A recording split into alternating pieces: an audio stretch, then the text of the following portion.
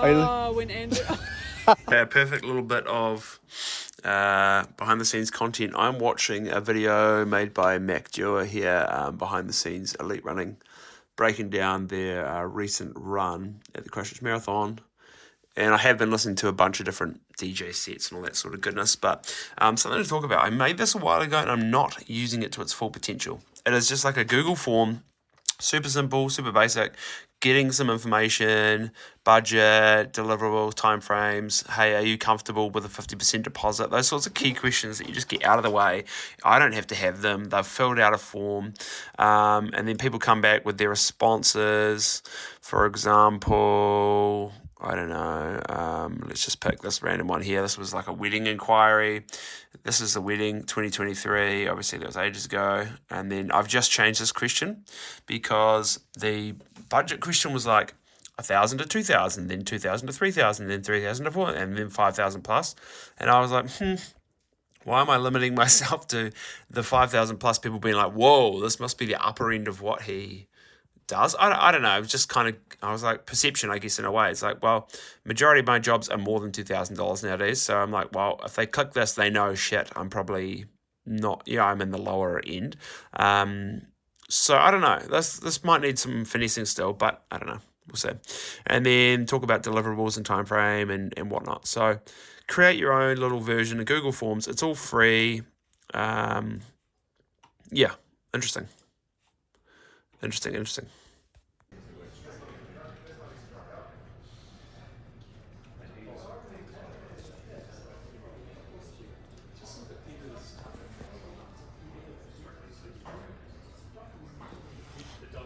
Okay, heading to a Tactix game tonight and taking along Kurt for the shoot. One of my mates, Kurt, at Captured by Kurt. This is probably his new handle. He's changing it every second week. I am charging up, I don't know if you can see it down here, charging up the Fujifilm X100F, and I'm going to be using the Sony A7 IV.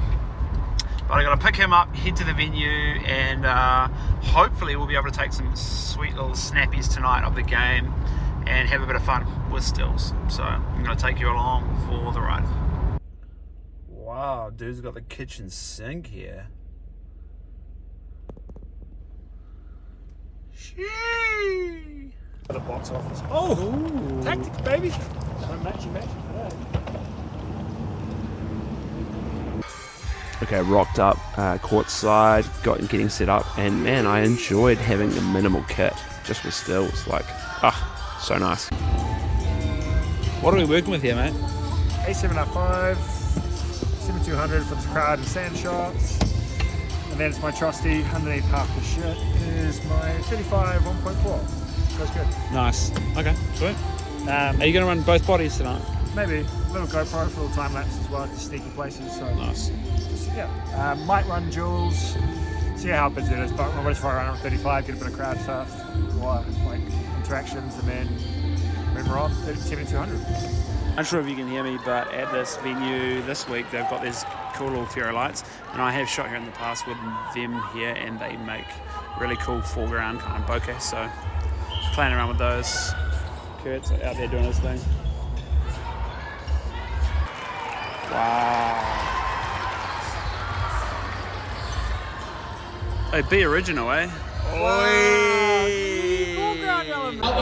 At half time we had a bit of a performance going on, so Kurt grabbed a few shots of that, and so did I, because the socials, the team running the socials want content like that to say, hey look, this is why you should come to the games, because it's such an awesome environment. Unsure if I can show, even just have my phone running like this with game coverage. I don't know, they're super picky about that, so I'll blur it out. But roamed around, got a bunch of shots. Here are some of the stills, but always a fun time. And like, I don't know, I've probably mentioned it before, but working with a sports team at this level is just so much fun. That's when opportunities have popped up recently to work with the likes of the All Blacks or the Crusaders, I've been like, ooh, my interest peaks, and I'm like, oh my gosh, that will be really fun. And the more I think about it, the more I look at the travel schedule and what's required, I'm like, maybe not. that was the dream job for me. So why isn't it anymore? And I've kind of had to think pretty deep about that. But I've realised that, wait a minute, is my current setup the dream job? I think it might be. So, very fun learnings. But being able to shoot a little bit of the sport content and work with the Tactix has been unreal. It's also cool to see the Sky team and how they cover events, and all of the moving parts to cover a live event like this, and also even just all of the moving parts within the Tactix organisation, within the venue, to make sure everything flows smoothly. Like, it's impressive. Hats off to Rachel and the team there. So yeah, I dragged Kurt along to the shoot just so he could get a taster of what it's like to shoot in a space like this for an event, and he enjoyed it, but he also was just like, man, it is quick. And you realise shooting fitness, like CrossFit based stuff that we normally shoot, it's pretty quick, but they're kind of typically in one place, whereas netball was just like, they're all over the court, they're never typically standing still.